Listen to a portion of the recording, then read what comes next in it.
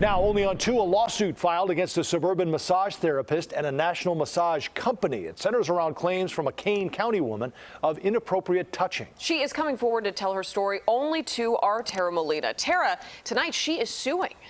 Marie and Joe, it's a lawsuit this woman hopes sends a message to the company, the state, and other women. The man she alleged assaulted her was charged and pleaded guilty months ago to a lesser offense, but she learned of his felony criminal record after the fact.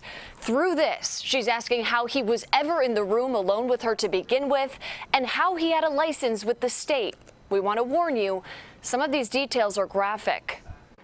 But this didn't happen in a back alley at midnight. This happened someplace I felt so safe.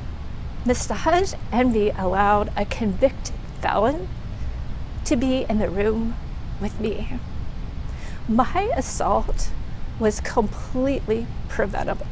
An Ironman triathlete and coach, a mother and mentor, Christine Schertzinger is choosing to put her face and name out publicly through this for that reason. I couldn't live with the thought of this continuing to happen. For her, it happened on December 12th, 2020 at the Massage Envy in Geneva, where she went consistently for years, calling massage therapy an important part of her decades as a triathlete. A normal visit until it wasn't. He violated me. He penetrated me with his fingers. He, James R. Garrett. He went by Rob.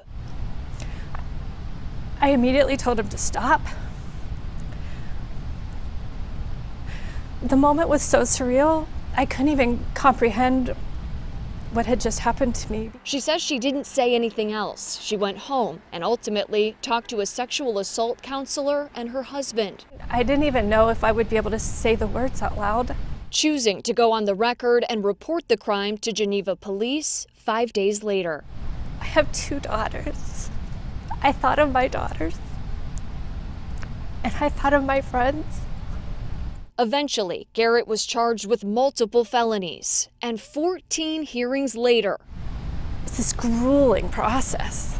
he pled guilty to attempted criminal sexual abuse after more than 2 years in March of 2022, requiring him to register as a sex offender and no longer work as a massage therapist.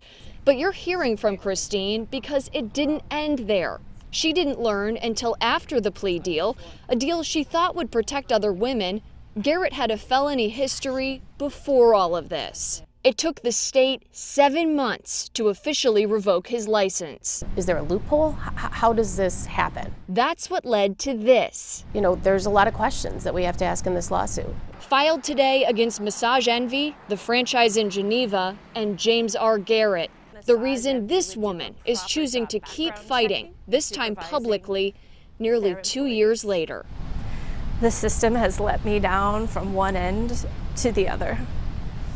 I had no choice but to come forward and put a face to what has happened to me.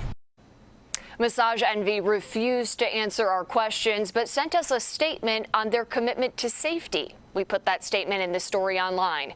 James Garrett's attorney did not have a comment, but we will continue to check in with state offices on our questions about licensing and why Garrett's photo still isn't included in the sex offender registry, something we found and brought to the state in reporting this story. Reporting live in the newsroom, I'm Tara Molina, CBS 2 News. Joe? I'm sure there's more to come. Tara, thank you very much. In the meantime, you can read more about this case, the lawsuit filed, and our past coverage of incidents at Massage Envy locations. When you head to that story, you'll find it on our website, cbschicago.com.